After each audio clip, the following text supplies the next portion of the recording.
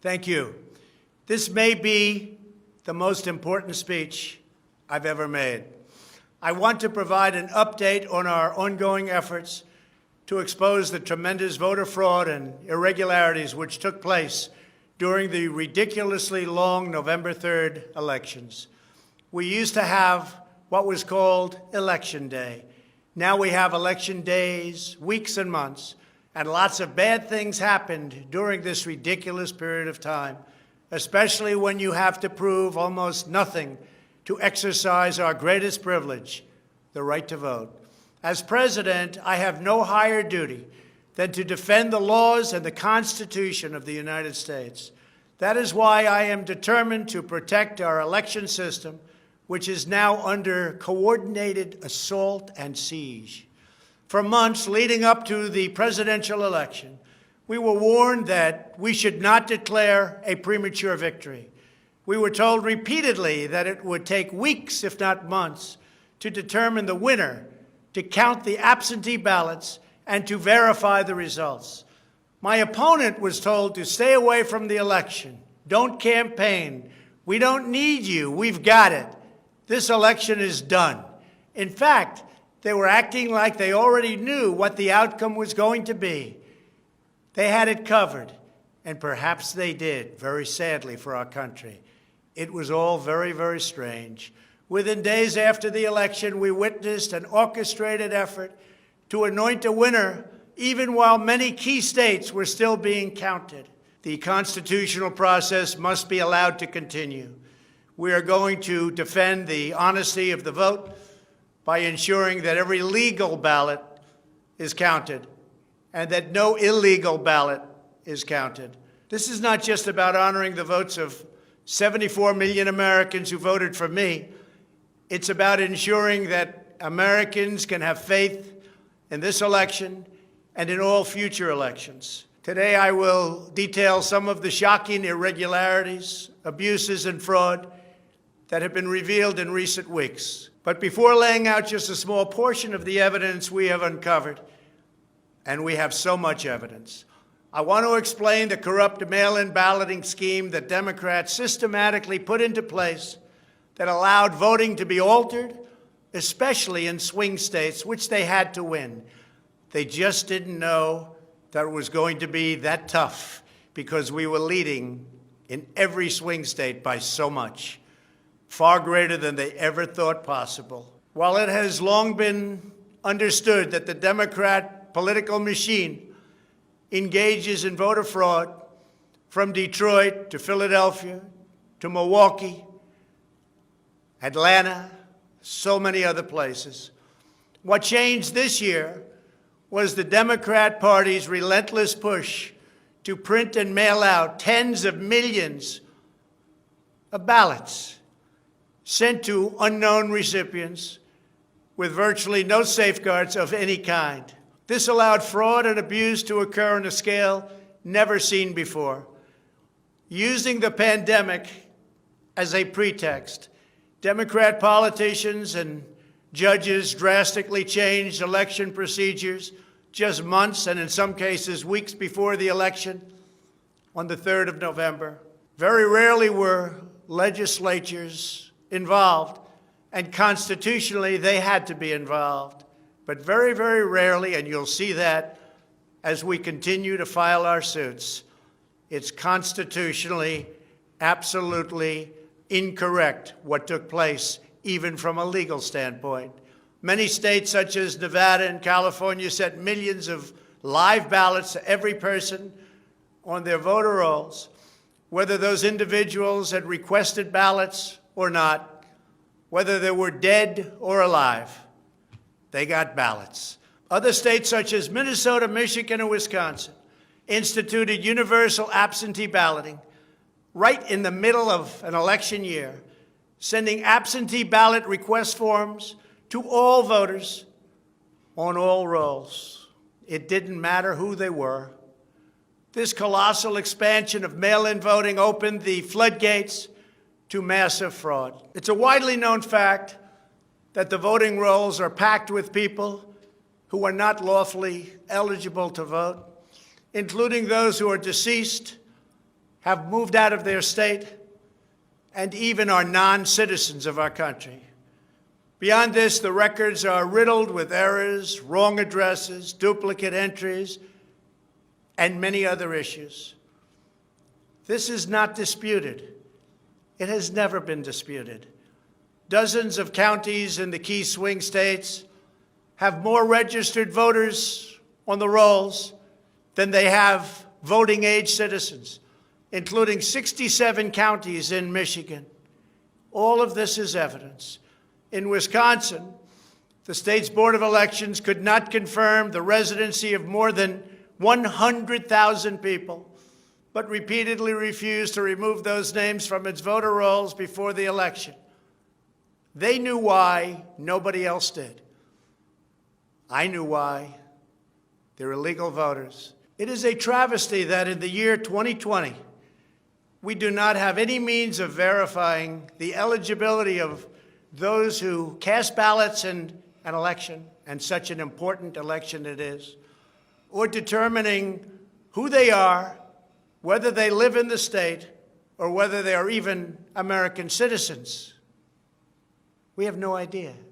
We have in all swing states major infractions or outright fraud, which is far more in numbers or votes than we need to overturn the results of a state. In other words, in Wisconsin, as an example, where we were way up on election night, they ultimately had us miraculously losing by 20,000 votes. And I can show you right here that Wisconsin, we're leading by a lot. And then at 3:42 in the morning, there was this. It was a massive dump of votes. Mostly Biden, almost all Biden. And to this day, everyone's trying to figure out, where did it come from? But I went from leading by a lot to losing by a little. And that's right here. That's at 3:42 in the morning. That's Wisconsin. A terrible thing. Terrible, terrible thing. But we will have far more, many times more, than the 20,000 votes needed to overturn the state. If we are right about the fraud, Joe Biden can't be president. We're talking about hundreds of thousands of votes. We're talking about numbers like nobody has ever seen before. Just as an example, in certain states, we'll be down by, let's say, 7,000 votes. But we'll find later on 20,000, 50,000, 100,000, 200,000 discrepancies or fraudulent votes. And that includes votes that went through when they were not allowed to be seen by Republican poll watchers because the poll watchers were locked out of the building. Or people that innocently came to vote on November 3rd who were all excited about their vote. They were happy. They were proud to be citizens of the United States of America. And they went up and they said, I'd like to vote. And they were told that they can't vote. I'm sorry, they were told. I'm sorry. You've already voted by mail-in ballot. Congratulations. We received a ballot, so you can no longer vote. They didn't know what to do. They had no one to complain to. Most just left and said, that's strange. But many people complained and complained vehemently. And in a lot of cases, they filled out a provisional ballot, which was almost never used, but in virtually every case was a vote for Trump. In other words, they went in to vote, and they were told that they voted. And they didn't vote. And they left, and they felt horror. And they lost respect for our system. And this happened tens of thousands of times all over the country. That's how desperate the Democrats were. They would fill out ballots of people not even knowing if these people were going to show up. And when they did show up, they said, sorry, you've already voted. And on top of everything else, we have a company that's very suspect. Its name is Dominion. With the turn of a dial or the change of a chip, you can press a button for Trump and the vote goes to Biden. What kind of a system is this? We have to go to paper. Maybe it takes longer, but the only secure system is paper. Not these systems that nobody understands, including, in many cases, the people that run them, although unfortunately, I think they understand them far too well. In one Michigan county, as an example, that used Dominion systems, they found that nearly 6,000 votes had been wrongly switched from Trump to Biden. And this is just the tip of the iceberg. This is what we caught. How many didn't we catch? Are there hundreds of other examples throughout the country? Are there thousands? We just got lucky, and they called it a glitch. But we found numerous glitches that evening. 96% of the company's political donations went to Democrats, not surprisingly. And frankly, when you look at who's running the company, who's in charge, who owns it, which we don't know, where are the votes counted, which we think are counted in foreign countries, not in the United States, Dominion is a disaster.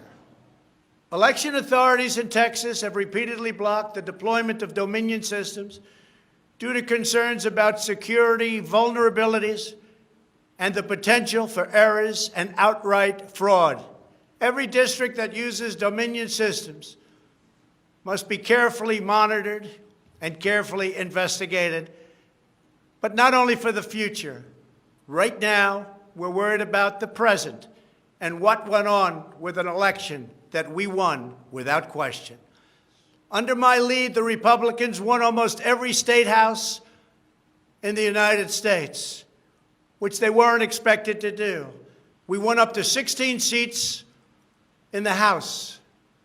The numbers are still being tabulated because there are 9 seats that nobody really knows. They don't know. They're still, 2 weeks later, still under consideration because it's a mess. Republicans were supposed to lose many seats, and instead they won those seats in the House. And a very important election that's coming up will determine whether or not we hold the Senate. David Perdue and Kelly Loeffler are 2 tremendous people. Unfortunately, in Georgia, they're using the same horrible Dominion system. And it's already been out that hundreds of thousands, think of it, hundreds of thousands of absentee ballots have been requested. You check it out, who's requesting those ballots. The difference is it's one state, and we will have our eyes on it like nobody's ever watched anything before, because we have to win those 2 Senate seats. The tremendous success we had in the House of Representatives and the tremendous success we've had so far in the Senate, unexpected success all over the country and right here in Washington. It is statistically impossible that the person, me, that led the charge lost. The greatest pollsters, the real pollsters, not the ones that had us down 17 points in Wisconsin when we actually won, or the ones that had us down 4 or 5 points in Florida and we won by many points, or had us even and down in Texas and we won by a lot. Not those pollsters, but real pollsters, pollsters that are fair and honest, said we can't understand a thing like this. It's never happened before. You led the country to victory, and you were the only one that was lost. It's not possible. The Speaker of the House of a certain state said, sir, I expected to lose my seat, and instead, because of you and because of that incredible charge and all of those rallies, We got a tremendous victory, and everybody knows it.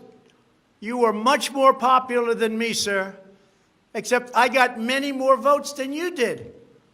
And it's impossible that that happened. There is something wrong. I'll tell you what's wrong: voter fraud. Here's an example. This is Michigan. At 6:31 in the morning, a vote dump of 149,772 votes came in unexpectedly. We were winning by a lot. That batch was received in horror. Nobody knows anything about it. By the way, there's your line. This is one of many. Here's what is normal. And all of a sudden, look at that. This is normal, normal. Look, even here, normal. And then boom, all of a sudden, I go from winning by a lot to losing a tight race. It's corrupt. Detroit is corrupt. I have a lot of friends in Detroit. They know it. But Detroit is totally corrupt. Look at this. Look at this. That's at 6:31 in the morning. Unexpectedly came in. In the recent recount in Georgia, which means nothing because they don't want to check signatures. And if you're not going to check signatures in Georgia, it doesn't work. But we have a Secretary of State and a governor who made it very difficult to check signatures. Why? You'll have to ask them. But without a signature match or check, it doesn't matter. They found thousands and thousands of votes that were out of whack, all against me. This was during a recount that I didn't even think mattered. They found many thousands of votes, and that recount didn't matter. The one that matters is the one that's going on now. That because of the fact it's so close, they had to, by law, give another recount. But the recount has to be a recount where they check the signatures. Otherwise, they're just checking the same dishonest thing. It won't matter. In this case, the signatures on envelopes are the only thing that is relevant. We will compare the signature on the envelope to the signatures from past elections, and we will find that many thousands of people signed these ballots illegally. The Democrats had this election rigged right from the beginning. They used the pandemic, sometimes referred to as the China virus, where it originated, as an excuse to mail out tens of millions of ballots, which ultimately led to a big part of the fraud, a fraud that the whole world is watching. And there is no one happier right now than China. Many people received 2, 3, and 4 ballots. They were sent to dead people by the thousands. In fact, dead people, and we have many examples, filled out ballots, made applications, and then voted, which is even worse. In other words, dead people went through a process. Some have been dead for 25 years. Millions of votes were cast illegally in the swing states alone. And if that's the case, the results of the individual swing states must be overturned, and overturned immediately. Some people say that's too far out. That's too harsh. Well, does that mean we take a president, and we've just elected a president, where the votes were fraudulent? No, it means you have to turn over the election. And everybody knows, without going much further, and they've seen the evidence, but they don't want to talk about it, what a disaster this election was. A total catastrophe. But we're going to show it, and hopefully the courts, in particular, the Supreme Court of the United States, will see it. And respectfully, hopefully they will do what's right for our country. Because our country cannot live with this kind of an election. We could say, let's go on to the next one. But no, we have to look also at our past. We can't let this happen. Maybe you'll have a revote, but I don't think that's appropriate. When those votes are corrupt, when they're irregular, when they get caught, They're terminated, and I very easily win. In all states, I very easily win these swing states, just like I won them at 10 o'clock in the evening of the election. So we're not looking to show you 25 faulty or fraudulent votes, which don't mean anything because it doesn't overturn the state, or 50 or 100. We're showing you hundreds of thousands, far more than we need, far more than the margin, far more than the law requires. We can show many times what is necessary to win the state. The media knows this, but they don't want to report it. In fact, they outright refuse to even cover it because they know the result if they do. Even what I'm saying now will be demeaned and disparaged, but that's okay. I just keep on going forward because I'm representing 74 million people, and in fact, I'm also representing all of the people that didn't vote for me. The mail-in voting scam is the latest part of their 4-year effort to overturn the results of the 2016 election, and it's been like living in hell.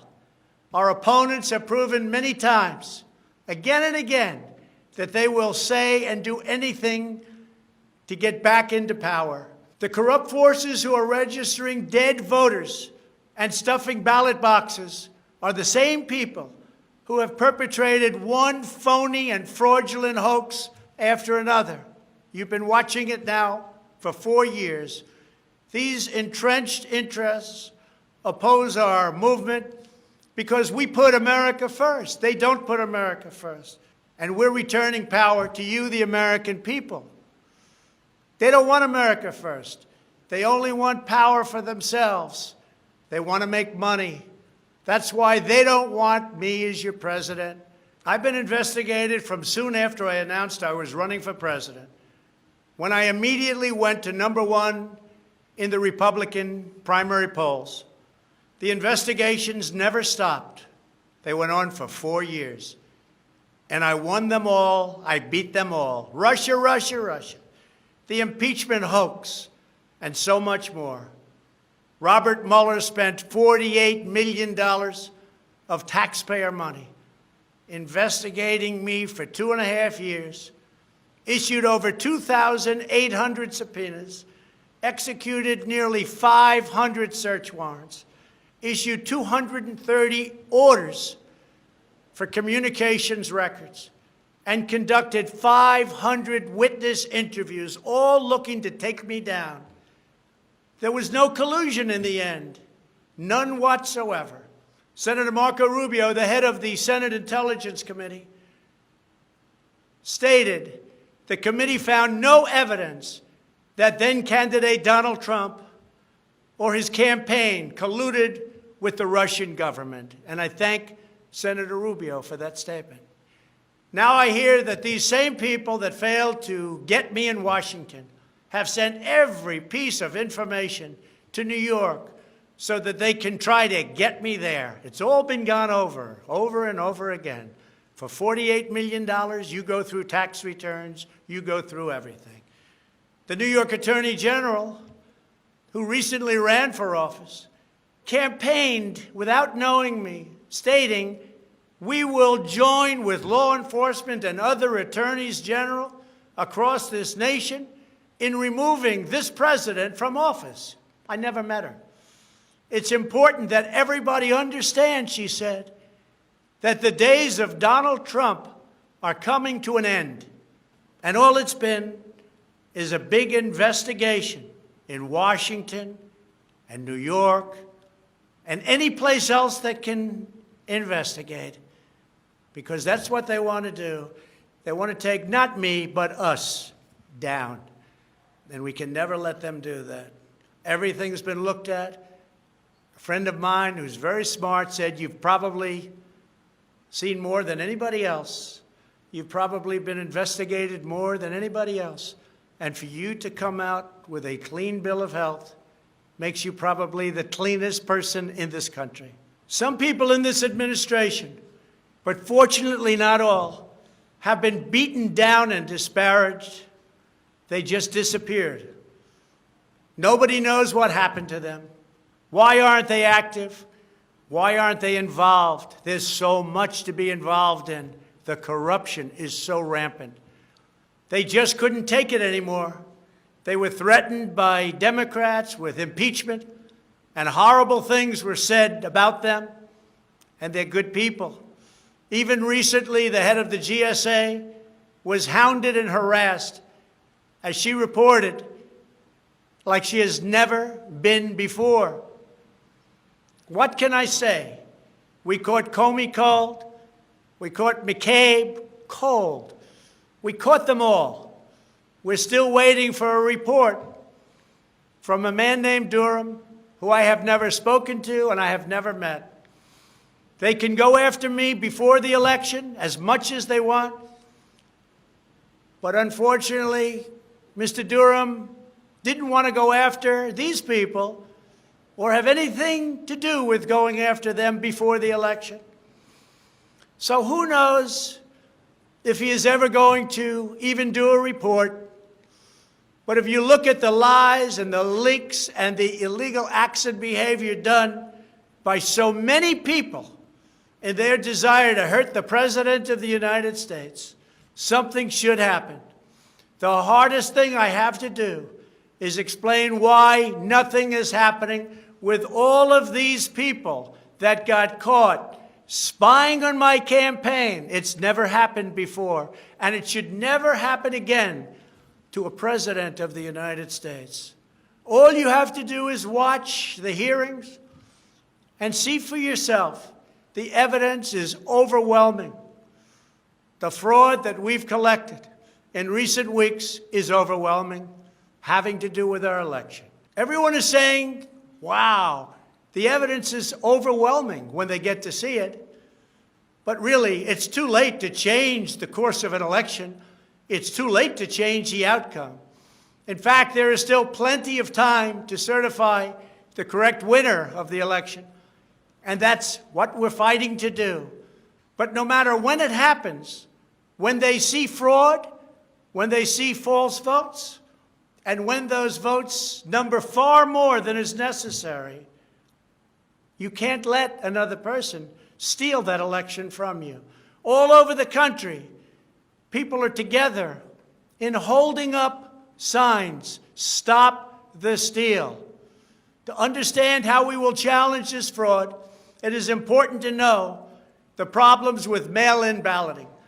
Pennsylvania, Michigan, Nevada, Georgia, Arizona, and most other states allowed anyone to get an absentee ballot and cast their vote without showing any ID. The voting took place entirely on the honor system. No identification of any kind was required. Most Americans would also be shocked to learn that no state in the country verifies United States citizenship as a condition for voting in federal elections. This is a national disgrace. No other advanced country conducts elections this way. Many European countries have instituted major restrictions on mail-in voting specifically because they recognize the nearly unlimited potential for fraud. Out of 42 European nations, all but 2 prohibit absentee ballots entirely for people who reside inside the country, or else they require those who need absentee ballots to show a very, very powerful ID. Throughout the Democrat effort to dramatically expand mail-in voting, the Democrat Party leaders were also feverishly working to block measures designed to protect against fraud, such as signature verification, residency verification, or voter ID. And citizenship confirmation was almost unthought of that we should ask for it. Can you believe this? These are not the actions of people who want fair elections. These are the actions of people who want to steal elections, who are willing to create fraud. The only conceivable reason why you would block common sense measures to verify legal eligibility for voting is you are trying to encourage, enable, solicit, or carry out fraud. It is important for Americans to understand that these destructive changes to our election laws were not a necessary response to the pandemic. The pandemic simply gave the Democrats an excuse to do what they have been trying to do for many, many years. In fact, the very first bill that House Democrats introduced when Nancy Pelosi became Speaker was an attempt to mandate universal mail-in voting and eliminate measures such as voter ID, which is so necessary. Dramatically eroding the integrity of our elections was the Democrats' #1 priority for a simple reason. They wanted to steal the 2020 presidential election. All of the Democrat efforts to expand mail-in balloting laid the groundwork for the systematic and pervasive fraud that occurred in this election. In Pennsylvania, large amounts of mail-in and absentee ballots were processed illegally and in secret in Philadelphia and Allegheny counties without our observers present. They were not allowed to be present. In fact, they weren't even allowed in the same room. They were thrown out of the building, and they looked from outside in, but they had no way of even seeing because there were no windows, and the windows that were there were boarded up. Democrats even went to the Pennsylvania Supreme Court to block observers from receiving access. There is only one possible reason that the corrupt Democrat political machine would oppose transparency during the vote counting. It's because they know they are hiding illegal activity. It's very simple. This is an egregious, inexcusable, and irreversible harm that stains the entire election. Yet this unprecedented practice of excluding our observers, our vote watchers, as some people call them, occurred in Democrat-run cities and key states all across the nation. Here are just some of the additional facts that we've uncovered. Many voters all across Pennsylvania received 2 ballots in the mail, and many others received mail-in ballots for which they never applied. So many got ballots, they didn't even know what they were for. And again, so many received more than 1 ballot, in some cases more than 2 ballots. And they happened to be, for the most part, Democrats. In Fayette County, Pennsylvania, multiple voters received ballots that were already filled out. They didn't know what happened. In Montgomery County, Pennsylvania, a poll watcher overheard unregistered voters being told to return later to try to vote under a different name. Tens of thousands of voters across Pennsylvania were treated differently based on whether they were Republicans or Democrats. Voters who submitted flawed ballots in some Democrat precincts were notified and asked to fix their ballots, while Republican precincts, and in particular Republican voters, were not so notified, which plainly violates the Equal Protection Clause of the United States Constitution. If you are a Democrat, we're going to fix up your ballot, make sure it's perfect.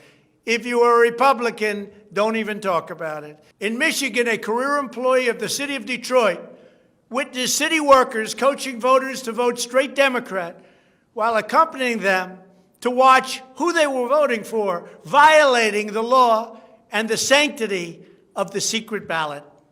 You can't do that.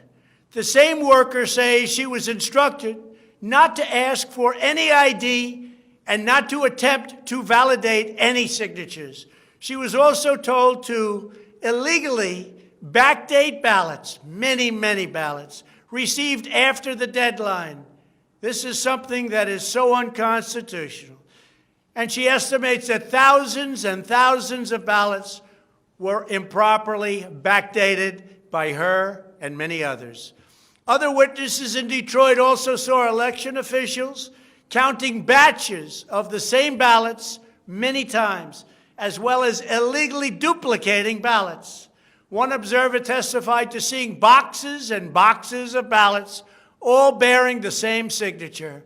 Another observer in Detroit gave sworn testimony that he saw countless invalid ballots that did not belong to properly registered voters, and then witnessed election workers in Wayne County entering fake birth dates into the system in order to illegally count them. Witnesses have signed sworn affidavits. In other words, you go to jail if you lie. testifying that after election officials announced the last absentee votes had been received, a batch of tens of thousands of ballots arrived, many without envelopes, all voting for Democrats. In Wisconsin, a record number of voters were categorized as indefinitely confined, a status reserved for severely disabled individuals, also for the elderly, that allow them to vote without showing ID. Last year, approximately 70,000 people claimed this status statewide. This year, the number miraculously was nearly 250,000 voters after election officials in Milwaukee and Dane counties, a couple of the most corrupt political places in our country, urged citizens to improperly register under this status. And register they did in levels that don't exist. In Wisconsin, there are approximately 70,000 absentee ballots that do not have matching ballot applications as required by law.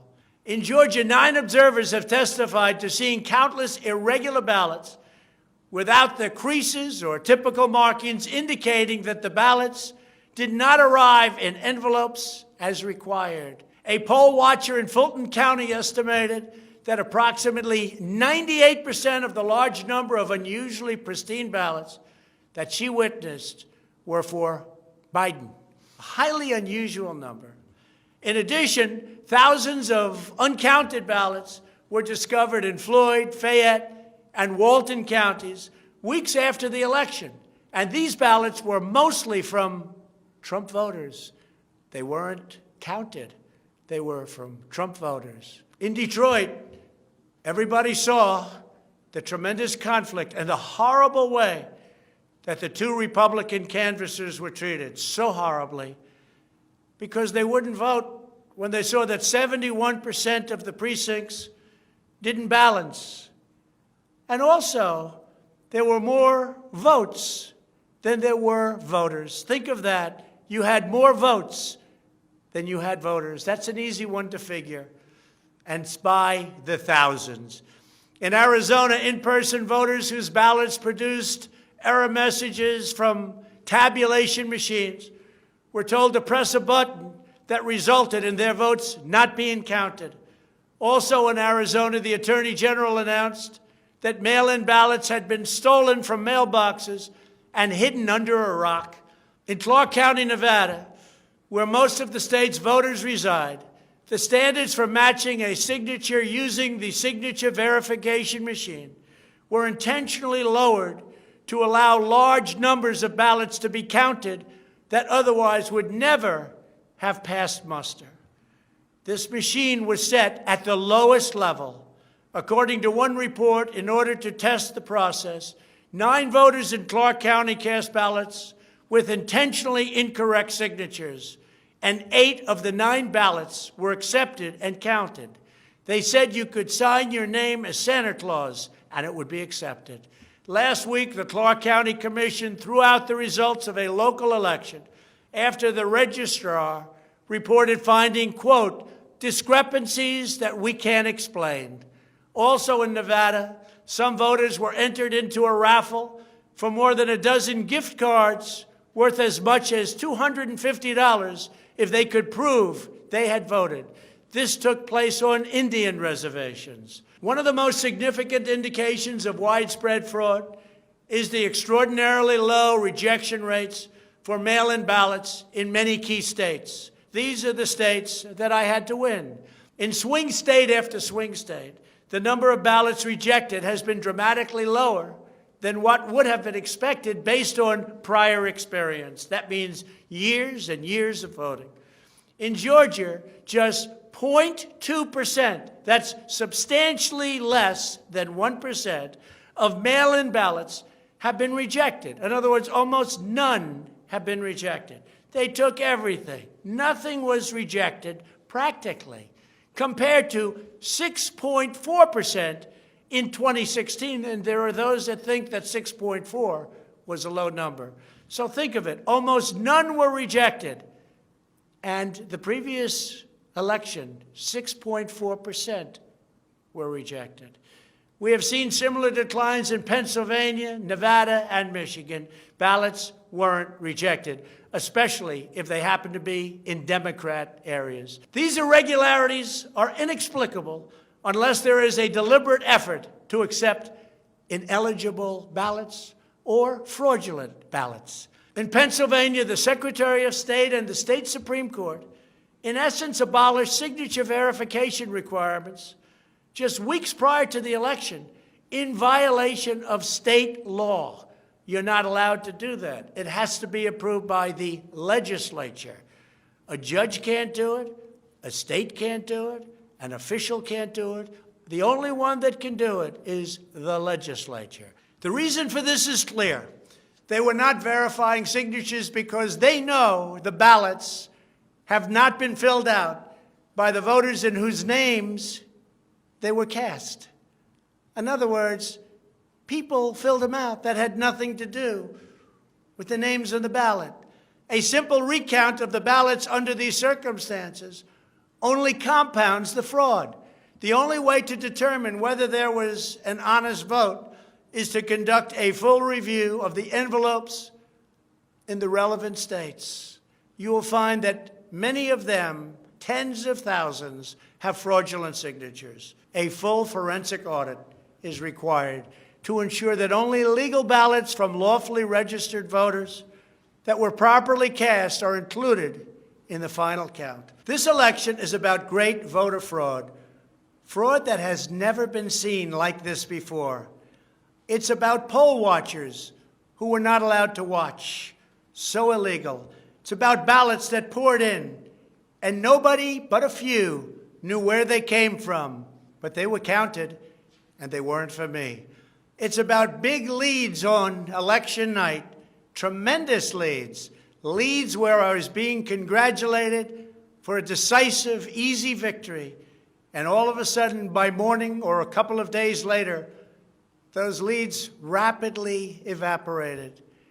It's about numbers of ballots that were sent that nobody knew where they came from.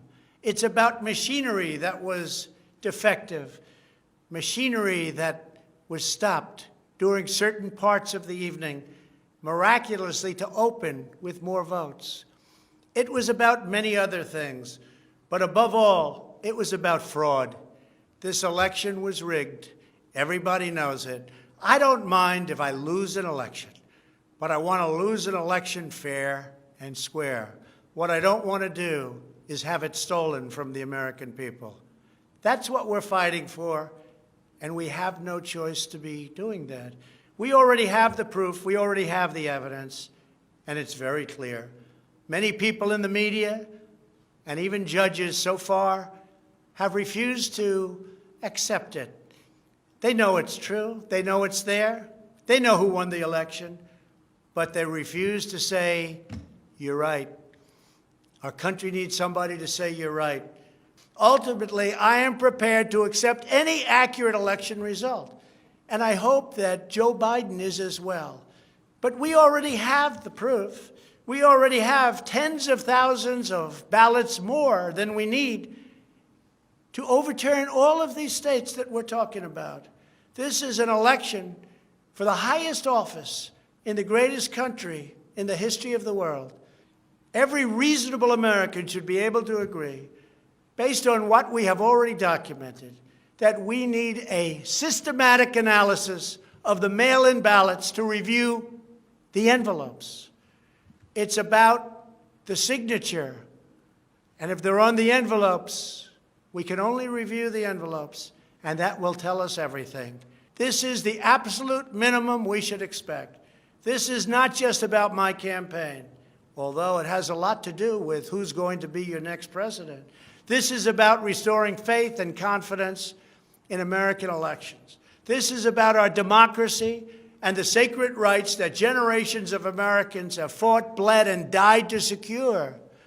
Nothing is more urgent or more important. The only ballots that should count in this election are those cast by eligible voters who are citizens of our country, residents of the states in which they voted, and who cast their ballots in a lawful manner before the legal deadline. Moreover, we must never again have an election in which there is not a reliable and transparent system to verify the eligibility, identity, and residency of every single person who casts a ballot, a very, very cherished ballot. Many very smart people have congratulated me on all we've done. The biggest tax cuts in history, regulation cuts, the biggest in history. We rebuilt our military. We took care of our vets like never before.